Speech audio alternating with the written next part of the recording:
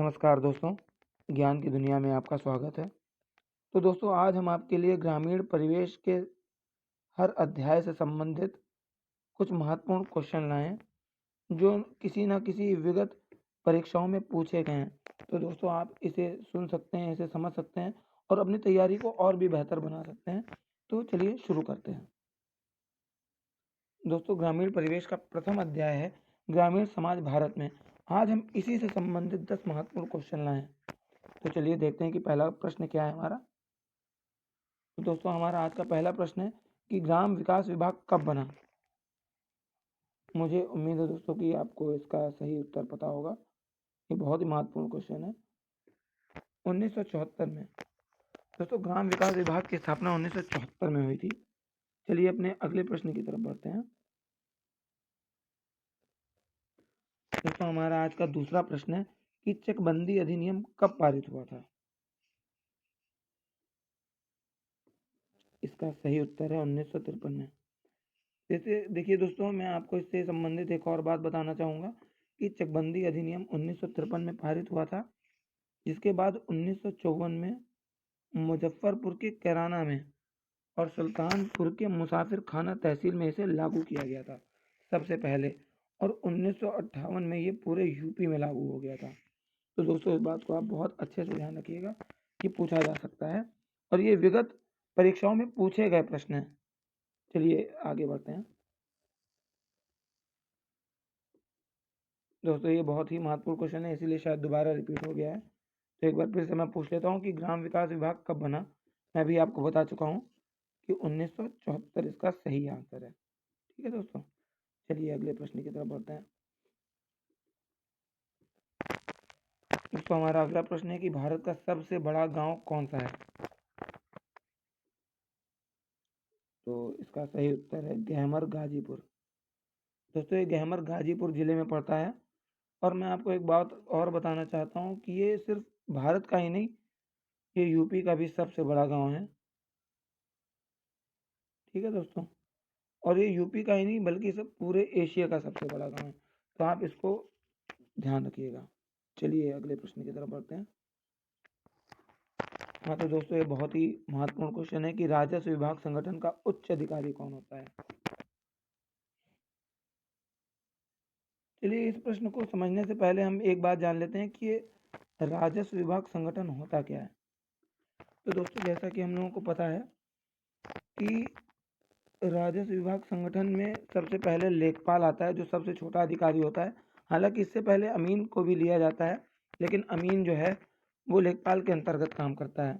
तो सबसे पहले लेखपाल आता है, जो कि राजस्व उप निरीक्षक होता है। और उसके बाद कानूनगो आता है, जो कि राजस्व निरीक्षक होता है। यानी कि लेखपाल अपनी सारे दस्तावेज जो है वो कानूनगो को समर्पित करता है और उसका लेखा जोखा कानूनगो ही रखता है। और उसके बाद कानूनगो के बाद दोस्तों आता है नायब तहसीलदार, जो सबसे छोटा न्यायिक पद कहलाता है। उसके बाद नायब तहसीलदार के बाद आता है तहसीलदार, जो तहसील स्तर पर राजस्व इकट्ठा करने वाला छोटा अधिकारी होता है। और तहसीलदार के बाद दोस्तों आपको पता होगा कि एसडीएम यानी कि उप जिला अधिकारी आता है, और उसके बाद आता है जिला अधिकारी।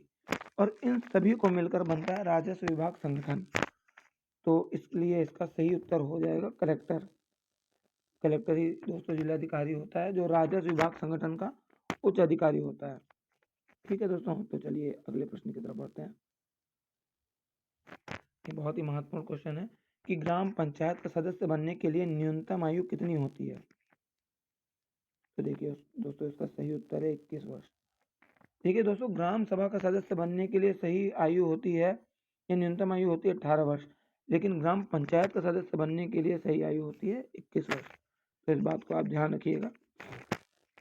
चलिए अगले प्रश्न की तरफ बढ़ते हैं। ये भी कई परीक्षाओं में पूछा जा चुका है कि ग्राम शब्द का उल्लेख हमें कहाँ मिलता है।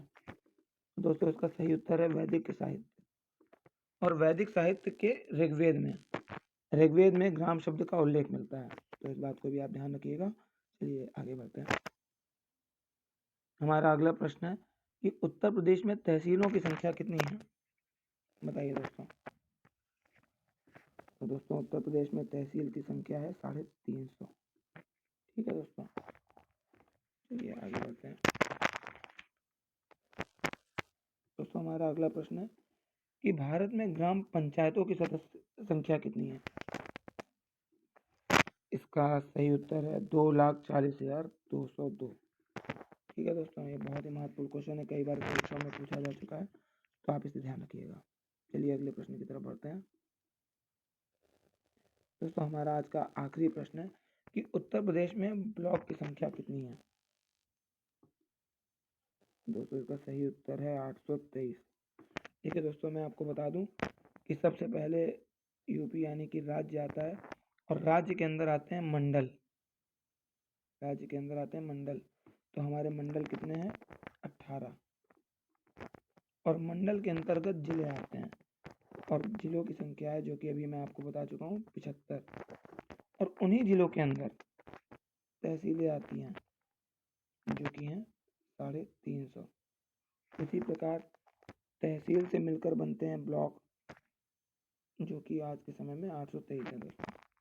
ठीक है दोस्तों, और ब्लॉक जो है, ब्लॉक से मिलकर बनते हैं गांव, यानी कि गाँव की जितनी भी सरकारी योजनाएं होती हैं उनका कार्यान्वयन जो होता है वो ब्लॉक के द्वारा होता है।